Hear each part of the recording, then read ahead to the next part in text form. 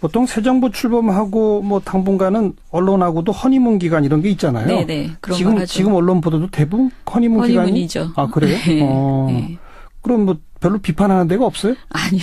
있어요? 예, 지금 특히 TV조선과 MBC 방송 보도에서 굉장히 이제 심각한 그 왜곡 프레임들을 지금 만들어내고 있습니다. 새 정부의 행보에 대해서 예. 반대하는 그런 프레임들을 지금 만들어낸다 이렇게 볼 수 있겠어요. 예. 왜곡 프레임? 네네. 네. 어떤 겁니까? 일단은 제가 이제 한 4가지 정도를 이번 주에 최근에 이제 보도 중에서 이제 찾아냈는데요. 네. 먼저 문재인 대통령의 세월호 참사 재조사 지시가 있었잖아요. 예. 이것에 대해서 세월호는 인양도 했고 진상 규명과 조사가 다 끝났다. 할 만큼 다 했다. 그러니 재조사가 필요 없다는 식의 프레임을 TV조선에서 내놨습니다. 네. TV조선의 5월 12일 앵커 칼럼이었는데요. 이 보도는 300년 전 침몰한 스웨덴의 전함 바사호와 94년에 에스토니아호 침몰을 이야기를 합니다. 예. 보도에서는 승객 757명이 배와 함께 가라앉았지만 석 달 만에 포기했다. 그건 에스토니아호 네, 사례죠. 에스토니아호가 예. 선체에 콘크리트를 부어 시신 유실을 막고 영원한 안식처로 선포했다라고 말한 다음에 예. 거기에 비하면 세월호 인양은 대단합니다라고 감탄하고 있습니다. 예. 그런데 그 배에 콘크리트를 부어서 영원한 안식처를 선포했다라고 강조하는 것은 그러니까 스웨덴도 이렇게까지 했다. 그런데 우리 세월호는 인양했다. 이것만으로도 참 대단한 업적이다라는 내용을 부각한 것인데요. 예. 이 보도는 사실 제가 보기에는 자신이 하고 싶은 말만 한 것이다. 라고 정의 내릴 수 있습니다. 왜냐하면 에스토니아호는요. 일단은 사망자 숫자도 달라요. 여기 보도에서는 757명이라고 그랬는데 실제로는 852명이었고요. 예. 스웨덴, 에스토니아, 핀란드 3국 정부가 합의해서 인양을 포기했고요. 예. 이 과정에서 세월호와 마찬가지로 여러 의혹이 있었습니다. 그래서 22년이 지났지만 지금도 에스토니아호 희생자 유족재단은 진상규명을 위해서 싸우고 있고요. 이분들이 우리 그 세월호 유가족들을 방문해서 작년 5월에 예. 연대를 약속하면서 끝까지 진실을 밝혀내자고 다짐하기도 했습니다. 아, 예. 그리고 가장 중요한 건 에스토니아호가 무게가 15,506 그러니까 566톤이었대요. 그러니까 세월호는 12,200톤이었거든요. 1200톤인데 에스토니아는 15,000톤이 넘는다. 네. 그래서 22년 전 기술로는 당연히 인양이 어려울 수밖에 없었고. 아마 수심도 더 깊었을 거예요. 그렇죠. 그래서 이게 불가능하다는 결론이 내려서 이렇게 됐다고 하는데요. 그런데 이런 맥락을 모두 제거한 채 에스토니아호에 비하면 세월호는 잘 마무리된 것이다라는 메시지에 방점을 찍는 것은 잘못된 보도라고 보고요. 그리고 윤 앵커는 세월호 침몰과 구조 경위는 합동수사본부가 밝혔고 관련 책임자 재판도 끝났다. 특별조사위원회가 구성돼서 1년 반을 활동했다. 지금은 인양한 세월호를 선체조사위원회가 들여다보고 있다라고 강조를 했습니다.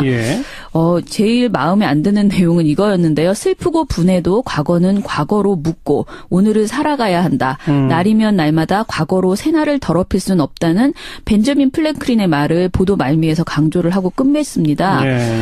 TV조선 이 보도는 세월호 참사 진상규명이 모두 완료되었다. 그런 자의적 판단을 사실로 전제하고 내놓는 내용이었거든요. 그런데 아시다시피 많은 국민들이 세월호 진상규명이 되지 않았다고 생각하고 있는 것이고요. 특히 그 세월호 진상규명에 대해서 그 기소권과 수사권이 없고 그런 특조위가 이제 1년 반을 활동했는데 그것이 마치 다 된 것처럼 이야기를 한다거나 세월호 참사 주요 책임자들 중에서 제대로 처벌받은 사람이 사실 없거든요. 진짜 그 윗분들 중에서 이런 부분들을 이야기하지 않고 뭔가 다 된 것처럼 이렇게 프레임을 내놓는 것은 앞으로도 재조사 관련한 소식이 나올 때마다 계속 이런 식으로 트집 잡는 내용들이 이어질 것이라는 생각이 듭니다. 어쨌든 이건 TV조선의 앵커 칼럼을 통해서 이렇게 했다는 거죠. 나름의 그러니까 사설 같은 거니까. 그렇죠? 뭐 자기들의 시각을 그렇게 주장하는 건 좀 있을 수 있다고 뭐 일단 보고요. 두 번째 왜곡된 프레임이라는 건 뭡니까? 이번에는 MBC에서 내놨는데요. 12일에 MBC 제목이 문 대통령과 검찰 개혁 못한 게 한이라는 보도입니다. 문 대통령의 검찰 개혁 이유에 대해서 문 대통령의 개인적인 악연으로 치환해버리는 그런 보도였는데요. 아, 그래요? 네, 보도는 악연의 시작은 노무현 정부 출범 직후인 지난 2003년으로 거슬러 올라간다라고 하면서 MBC는 2003년 3월 검사들과의 대화를 보여줍니다.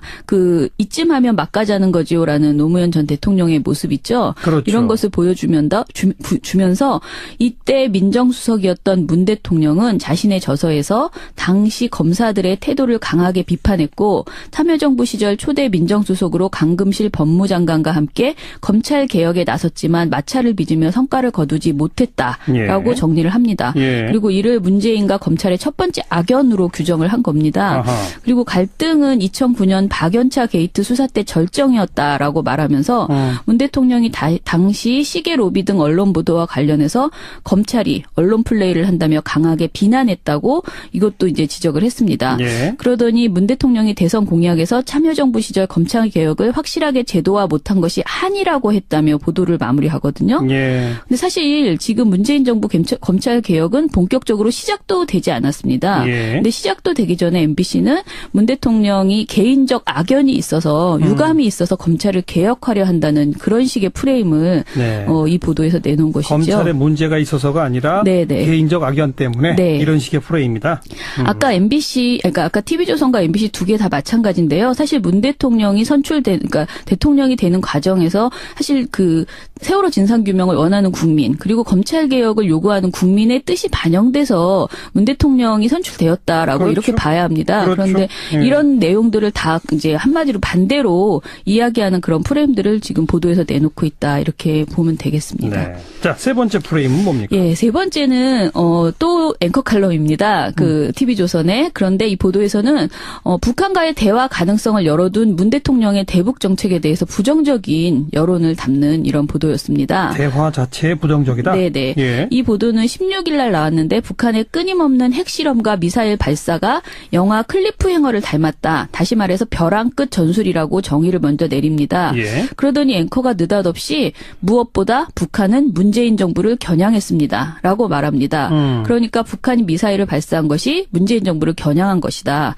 라고 말한 다음에 후에 발사가 이루어졌으니까. 네. 예. 그런 다음에 문 대통령이 후보 때 당선되면 북한부터 가겠다 이런 말을 했다. 취임사에서도 빼놓지를 않았고 문 대통령은 어제 미사일 도발을 강력 경고하면서도 대화를 언급했다라고 지적을 합니다. 예. 이 발언을 하는 동안에 대화가 포함된 문 대통령 발언 일부를 잘라서 보여주거나 자막을 처리해 주기도 합니다. 그리고 보도 말미에 TV조선은 시선 이태백은 장강에 비친 달을 건지려고 물에 뛰어들어 죽었다는 전설이 있습니다. 달은 이상이고 물은 현실입니다. 달 쳐다보다 도랑에 빠진다는 영국 속담도 있습니다. 라고 끝을 맺습니다. 예, 네. 예. 그러니까 사실은 문 대통령에게 대화라는 이상을 추구하다가는 도랑에 빠질 것이라는 그런 겁박에 가까운 경고를 했다 이렇게 볼 수가 있는 그런 보도였는데요. 네. 보도는 마지막에 북한이 벼랑 매달리기로는 아무것도 얻지 못한다는 걸 본때 있게 보여줬으면 좋겠다. 강력한 외교안보 진용을 짤 것을 문 대통령에게 바라는 그런 내용이었습니다. 네, 네. 그런데 이 보도에서요. 문 대통령의 발언이 사실 일부만 발췌돼서 전체 맥락을 왜곡했다라고 보입니다. 왜냐하면요. 문재인 대통령은 취임사에서 필요하면 곧바로 워싱턴으로 날아가겠습니다. 베이징과 도쿄에도 가고 여건이 조성되면 평양에도 가겠습니다. 그렇죠. 라고 말했습니다. 그러니까 워싱턴이 또 베이징, 도쿄가 먼저 나오고 네. 그런데 평양도 여건이 조성되면이라는 조건부로 얘기한 거죠. 그렇죠. 그런데 이것을 아까 제가 말씀드린 것처럼 평양에도 가겠다라는 부분만 발췌해서 주거든요. 예. 그다음에 미사일 도발 이후에 우리 정부가 대화가 가능하더라도 북한의 태도 변화가 있을 때 비로소 가능함을 보여줘야 한다. 그리고 북한이 일체의 도발을 중단하고 비핵화를 위한 대화의 길로 나올 것을 다시 한번 촉구한다라고 강력한 경고 메시지를 냈습니다. 예. 그런데 TV조선이 이것을 이제 전하면서 북한과의 대화 가능성은 열어두고 있지만 대화가 가능하더라도 요것만 자막을 처리해서 네. 앵커가 읽어줬거든요. 예. 굉장히 말도 안 되는 게 문맥도 이어지지 않는 요 두 단락을 읽어주면서 문 대통령이 대화만을 마치 추구하는 것처럼 이렇게 강조한 겁니다. 네. 그리고 사실은 문 대통령의 대북 정책에 대해서 외신이 굉장히 우려하고 있다는 내용도 아까 있었는데요. 예. 실제로는 우려만 하는 것이 아니고 굉장히 긍정적인 그런 평가를 하는 외신들도 굉장히 많습니다. 그런데 이 모든 것이 이제 자신들이 보고 싶은 것들만 일부 발췌해서 이렇게 정리하는 그런 보도를 한 거고요. 예. 문 대통령뿐 아니라 이번에는 이제 서훈 국정원장 내정자를 언급하면서 문 정부의 대북관을 문제 삼는 보도가 또 있었습니다. 예. 보도 제목이요. TV조선의 김정일의 통치술 노련 대북관 논란이라는 5월 12일자 보도였는데요. 네. 이 보도는 서 내정자가 김정일은 통치술이 노련하다고 칭찬한 적이 있다. 어허. 그래서 그의 대북관에 문제가 있다라고 지적을 하고 있어요. 예. 그런데 실제 서 내정자의 해당 발언은 작년 5월에 미국 선전 매체인 미국의 소리 방송이라는 곳에서 인터뷰를 했던 것이더라고요. 보이스 오브 아메리카. 네. 예. 근데 이 방송을 실제로 저희가 보니까 김정은의 우상화 통치가 시작되자 그 평가를 물었고요. 김정일 정권과 비교를 요청을 했어요. 예. 그랬더니 서 내정자가 김정은은 과격하고 조급하며 강박관념에 사로잡혀 있다. 자기과시 성향도 굉장히 강해 조금만 마음에 안 들어도 숙청을 한다. 통치가 매우 비효율적이다라고 비판을 했고요. 김정은 비판이 핵심이군요. 네. 이에 비해서 김정일은 매우 노련한 통치를 했다라고 말끝에 붙였더라고요. 하하. 그런데 요 내용만 가지고 와서 마치 서훈 내정자가 이제 그 북한을 그 칭찬한 것으로만 네, 이렇게 네. 부각한 거죠. 그래서 앞으로 이런 식의 이제 그 문 대통령 하에 있는 그 대북관에 대해서 여러 가지 지적하는 프레임들이 알겠습니다. 나오지 않을까 싶습니다. TV조선에 또 역시 앵커 칼럼이니까 네네. 대화보다는 좀 강경한 본때 있게 본때 있게 네. 좀 제재 위주로 가달라라고 네. 하는 자신들의 시각을 주장하는 것까지는 좀 좋다고 봐요. 네. 그런데 이 실제로 문재인 대통령이 취임한 후에 한 발언들 가운데 일부만 발췌하는 행위라든지 네네. 특히 이 서훈 국정원장 자기들 마음에 맞는 대목만 침소봉대하는 거라든지 네네. 이건 어떤 의미에서는 TV조선 스스로 예. 자신들의 신뢰감을 스스로 떨어뜨리는 행동 아닌가 싶어서 그렇죠. 조금 딱하네요. 자, 네 번째 마지막 프레임은 뭡니까? 예, 마지막 프레임은요. 그 문재인 대통령이 인천공항 비정규직의 정규직 전환을 지시했잖아요. 예, 예. 그러면서 이것이 마치 각계에서 정규직화 요구가 나오고 있다. 그래서 굉장히 문 대통령이 그 노동계에 파문을 일으키고 있는 것처럼. 근데 이것이 이제 긍정적인 파문으로 그리지 않는 것이 문제인데요. 예. 사실 이게 16일 날 TV조선이 보도한 내용이 정규직 전환으로 임금 깎일 수도라는 그 보도가 있었습니다. 예. 근데 이 전에 15일 날에도 정규직 전환 요구 이어져라는 보도에서 문 대통령의 비정규직 요구가 있다고 이제 보도를 하면서 뭐라고 하냐면 인천공항공사 비정규직 1만 명의 정규직 전환 때 예견됐습니다만 공공기관 비정규직의 정규직 전환 요구가 본물처럼 터졌다라고 네. 말을 합니다. 네. 그다음에 이제 16일 정규직 전환으로 임금 깎일 수도라는 보도에서도 비슷한 왜곡 프레임을 보도를 하는데요. 2일 인천공항을 방문했을 때 문재인 대통령의 행보를 이제 와서 16일 보도에서 재조명을 하거든요. 네. 그러면서 인천공항을 찾아서 비정규직 근로자의 정규직 전환을 약속한 문 대통령이 노동계의 요구를 들어주면서도 한꺼번에 다 받아내려고 하지 말라며 쓴소리를 했다. 쓴소리도 했다. 네, 그리고 고용 안정과 임금 인상을 동시에 하긴 힘들다라는 의미로 그 내용을 그런 의미였다라고 잘라 말합니다. 예.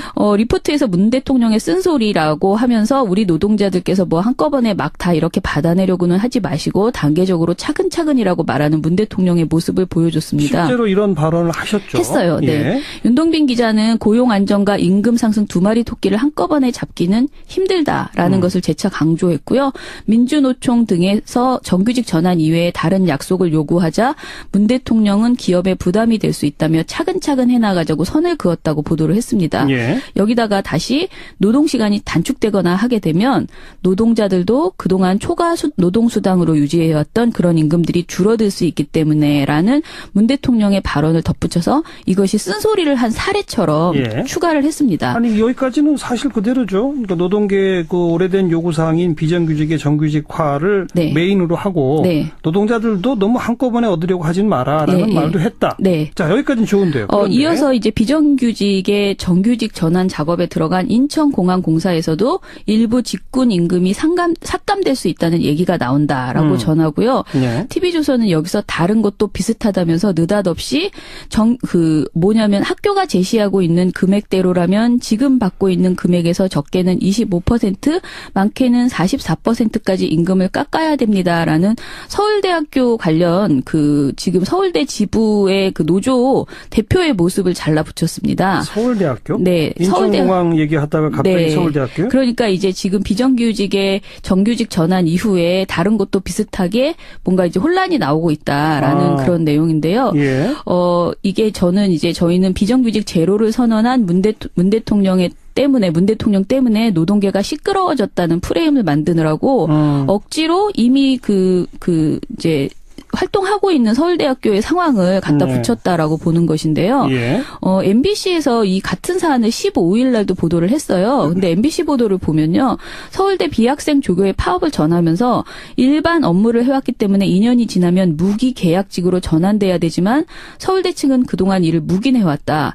서울대는 이들을 업무 평가할 때 연구 보조를 한 것처럼 바꾸라고 지시했다. 예. 법원에서는 다른 대학의 이런 비학생 조교의 경우 무기계약직으로 전환하라고 잇따라 판결했지만 서울대는 전환 조건으로 월급 삭감을 제시했다는 등 그 파업을 야기한 서울대 측의 위법 행위를 자세히 나열해주는 보도를 했습니다. 서울대가 잘못한 게 많다. 네네. 그런데요. 그런데 이제 TV조선은 이런 내용을 전하지 않고 아까 위에서 말씀드린 것처럼 그냥 느닷없이 다른 것도 비슷하다라고 하면서 서울대 지부 대표의 그 발언을 이어붙인 것이죠. 예. 그리고 사실은 아까 이제 비슷하다고 말씀하셨지만 실제 문 대통령은 쓴소리를 했다고 보지 않는 그 목소리가 훨씬 더 많습니다. 왜냐하면은 정규직 전환 시 임금이 삭감될 수 있다는 말은 하지 않았고요. 그 표현은 정확히 없었다. 네네. 그리고 인천공항 비정규직 노동자들과의 대담 도중에 민주노총의 박대성 인천공항 지부장이 간접 고용 비정규직이 정규직으로 바뀐다고 끝이 아니다. 정규직 됐다고 모든 사람이 다 정규직에 들어가는 것도 아니다. 약속을 받고 싶다. 뭐 이런 식의 이야기들을 했거든요. 돌발 질문. 그러자 문 대통령이 우리가 앞으로 비정규직을 정규직으로 전환해 나가고 노동시간을 단축하고 좋은 일자리를 늘리는 방안이기는 하지만 그것이 쉬운 일이 아니다. 그래서 차근차근 하자 정도의 그런 말씀을 하신 거고요. TV조선이 인용한 노동자들도 한꺼번에 다 받아내려 하지 마시고라는 발언은 이런 식의 사회적 대타협이 필요하다는 내용을 다 설명한 이후에 나온 발언이었어요. 즉 문 대통령의 임금 삭감 가능성은 정규직화에서 오는 것이 아니라 노동시간 단축에서 발생할 수 있다고 한 것이고 그 사회적 대타협이 필요한 만큼 차근차근 가자는 취지로 답변한 것인데 마치 뭔가 굉장히 쓴소리를 한 것처럼 그렇게 이제 묘사가 된 것이죠. TV조선은 아무튼 요런 식의 보도는 조선일보에서도 계속 나왔는데요. 맞습니다. 문 대통령의 발언을 노동계 요구에 선을 그은 것이다. 정규직화에 돌입한 인천공항에서 임금이 삭감될 수도 있다라는 식의 얘기로 그렇게 정리가 되고 있습니다. 거두절미하고 그냥 프레임으로 만들었다. 네네. 그 말씀이죠. 네. TV조선과 조선일보가 거듭해서 이 정규직 전환에 대한 문 대통령의 행보를 비판하면서 노동계는 이제 큰일 났다. 이런 식으로 엄청 이야기하는데요. 시끄러워질 것이다. 그러면 TV조선이나 조선일보는 그냥 계속 이 비정규직을 그대로 놔두자. 그런 겁니까? 글쎄요. 좀 답답하네요. 여기까지 수고하셨습니다. 네, 감사합니다. 미디어 포커스 민주언론 시민연합 김원경 사무처장이었습니다.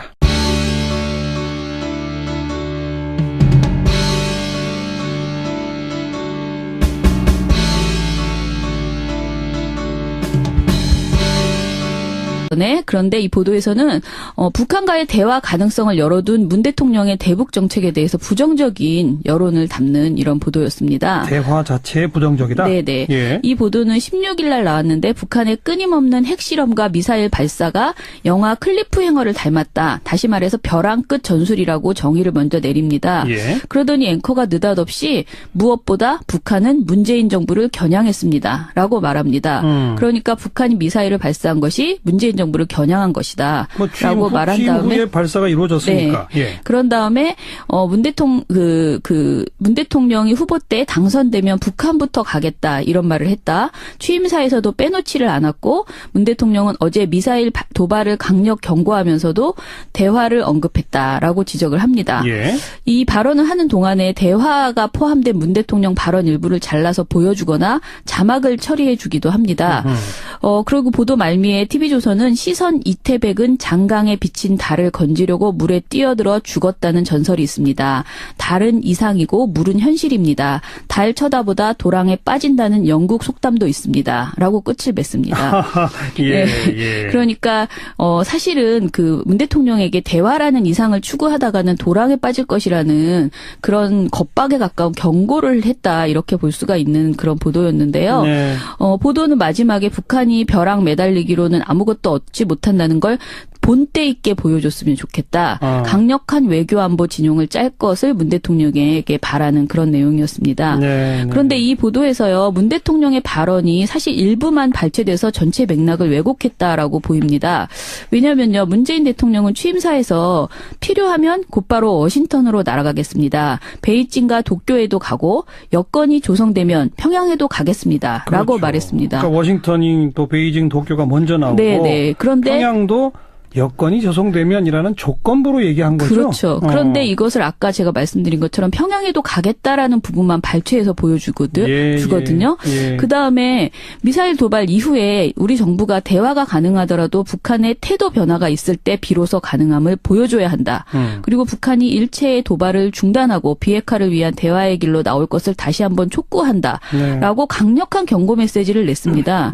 그런데 TV조선이 이것을 이제 전하면서 북한과의 대화 가능성은 열어두고 있지만 대화가 가능하더라도 요것만 자막을 처리해서 앵커가 읽어줬거든요. 굉장히 말도 안 되는 게 문맥도 이어지지 않는 요 두 단락을 읽어주면서 문 대통령이 대화만을 마치 추구하는 것처럼 이렇게 강조한 겁니다.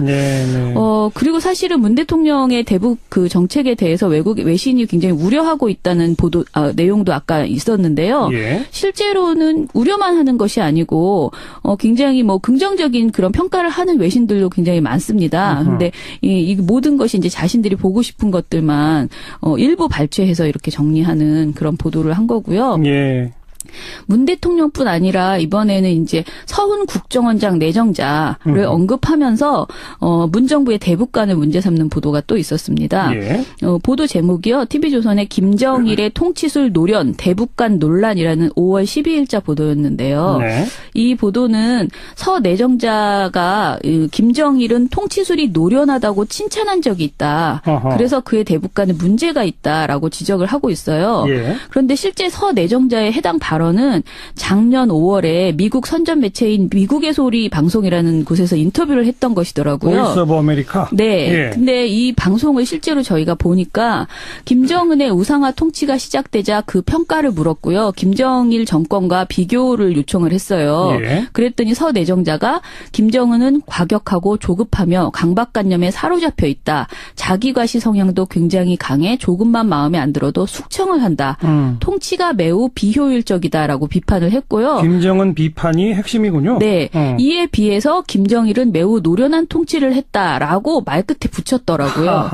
그런데 요 내용만 가지고 와서 마치 서훈 내정자가 이제 그 북한을 그 칭찬한 것으로만 이렇게 부각한 거죠. 그래서 앞으로 이런 식의 이제 그 문 대통령 하에 있는 그 대북관에 대해서 여러 가지 지적하는 프레임들이 나오지 않을까 싶습니다. TV조선에 또 역시 앵커 칼럼이니까 네네. 대화보다는 좀 강경한 본때 있게 좀 제재 위주로 가달라라고 하는 자신들의 시각을 주장하는 것까지는 좀 좋다고 봐요. 그런데 실제로 문재인 대통령이 취임한 후에 한 발언들 가운데 일부만 발췌하는 행위라든지 특히 이 서훈 국정원장 자기들 마음에 맞는 대목만 침소봉대하는 거라든지 이건 어떤 의미에서는 TV조선 스스로 자신들의 신뢰감을 스스로 떨어뜨리는 행동 아닌가 싶어서 조금 딱하네요. 자, 네 번째 마지막 프레임은 뭡니까? 마지막 프레임은요. 그 문재인 대통령이 인천공항 비정규직의 정규직 전환을 지시했잖아요. 그러면서 이것이 마치 각계에서 정규직화 요구가 나오고 있다. 그래서 굉장히 문 대통령이 그 노동계에 파문을 일으키고 있는 것처럼. 근데 이것이 이제 긍정적인 파문으로 그리지 않는 것이 문제인데요. 사실 이게 16일 날 TV조선이 보도한 내용이 정규직 정규직 전환으로 임금 깎일 수도라는 그 보도가 있었습니다. 예. 근데 이 전에 15일 날에도 정규직 전환 요구 이어져라는 보도에서 문 대통령의 비정규직 요구가 있다고 이제 보도를 하면서 뭐라고 하냐면 인천공항공사 비정규직 1만 명의 정규직 전환 때 예견됐습니다만 공공기관 비정규직의 정규직 전환 요구가 본물처럼 터졌다라고 말을 합니다. 그다음에 이제 16일 정규직 전환으로 임금 깎일 수도라는 보도에서도 비슷한 왜곡 프레임을 보도를 하는데요. 2일 인천공항을 방문했을 때 문재인 대통령의 행보를 이제 와서 16일 보도에서 재조명을 하거든요. 그러면서 인천공항을 찾아서 비정규직 근로자의 정규직 전환을 약속한 문 대통령이 노동계의 요구를 들어주면서도 한꺼번에 다 받아내려고 하지 말라며 쓴소리를 했다. 쓴소리도 했다. 네, 그리고 고용 안정과 임금 인상을 동시에 하기를 살아가야 한다. 날이면 날마다 과거로 새날을 더럽힐 수는 없다는 벤저민 플랭클린의 말을 보도 말미에서 강조를 하고 끝맺습니다. TV조선 이 보도는 세월호 참사 진상규명이 모두 완료되었다. 그런 자의적 판단을 사실로 전제하고 내놓는 내용이었거든요. 그런데 아시다시피 많은 국민들이 세월호 진상규명이 되지 않았다고 생각하고 있는 것이고요. 특히 그 세월호 진상규명에 대해서 그 기소권과 수사권이 없고 그런 특조위가 이제 1년 반을 활동했는데 그것이 마치 다 된 것처럼 이야기를 한다거나 세월호 참사 주요 책임자들 중에서 제대로 처벌받은 사람이 사실 없거든요. 진짜 그 윗분들 중에서 이런 부분들을 이야기하지 않고 뭔가 다 된 것처럼 이렇게 프레임을 내놓는 것은 앞으로도 재조사 관련한 소식이 나올 때마다 계속 이런 식으로 트집 잡는 내용들이 이어질 것이라는 생각이 듭니다. 어쨌든 이건 TV조선의 앵커 칼럼을 통해서 이렇게 했다는 거죠. 나름의 그러니까 사설 같은 거니까. 그렇죠? 뭐 자기들의 시각을 그렇게 주장하는 건 좀 있을 수 있다고 뭐 일단 보고요. 두 번째 왜곡된 프레임이라는 건 뭡니까? 이번에는 MBC에서 내놨는데요. 12일에 MBC 제목이 문 대통령과 검찰 개혁 못한 게 한이라는 보도입니다. 문 대통령의 검찰 개혁 이유에 대해서 문 대통령의 개인적인 악연으로 치환해버리는 그런 보도였는데요. 그래요? 네, 보도는 악연의 시작은 노무현 정부 출범 직후인 지난 2003년으로 거슬러 올라간다라고 하면서 MBC는 2003년 3월 검사들과의 대화를 보여줍니다. 그 이쯤 하면 막가자는 거지요라는 노무현 전 대통령의 모습 있죠. 그렇죠. 이런 것을 주면서 이때 민정수석이었던 문 대통령은 자신의 저서에서 당시 검사들의 태도를 강하게 비판했고 참여정부 시절 초대 민정수석으로 강금실 법무장관과 함께 검찰 개혁에 나섰지만 마찰을 빚으며 성과를 거두지 못했다라고 정리를 합니다. 그리고 이를 문재인과 검찰의 첫 번째 악연으로 규정을 한 겁니다. 그리고 갈등은 2009년 박연차 게이트 수사 때 절정이었다라고 말하면서 문 대통령이 당시 시계 로비 등 언론 보도와 관련해서 검찰이 언론 플레이를 한다며 강하게 비난했다고 이것도 이제 지적을 했습니다.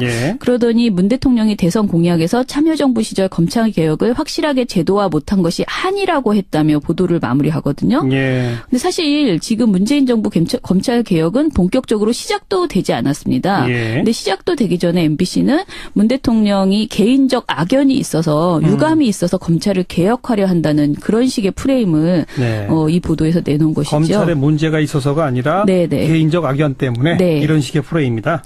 아까 아까 TV조선과 MBC 두 개 다 마찬가지인데요. 사실 문 대통령이 그러니까 대통령이 되는 과정에서 사실 그 세월호 진상규명을 원하는 국민 그리고 검찰 개혁을 요구하는 국민의 뜻이 반영돼서 문 대통령이 선출되었다라고 이렇게 봐야 합니다. 그런데 이런 내용들을 다 이제 한마디로 반대로 이야기하는 그런 프레임들을 지금 보도에서 내놓고 있다 이렇게 보면 되겠습니다. 자, 세 번째 프레임은 뭡니까? 세 번째는 또 앵커 칼럼입니다. 그 TV조선 힘들다라는 의미로 그 내용을 그런 의미였다라고 잘라 말합니다.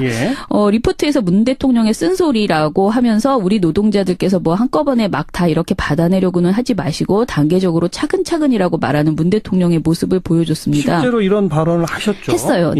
윤동빈 기자는 고용 안정과 임금 상승 두 마리 토끼를 한꺼번에 잡기는 힘들다라는 것을 재차 강조했고요.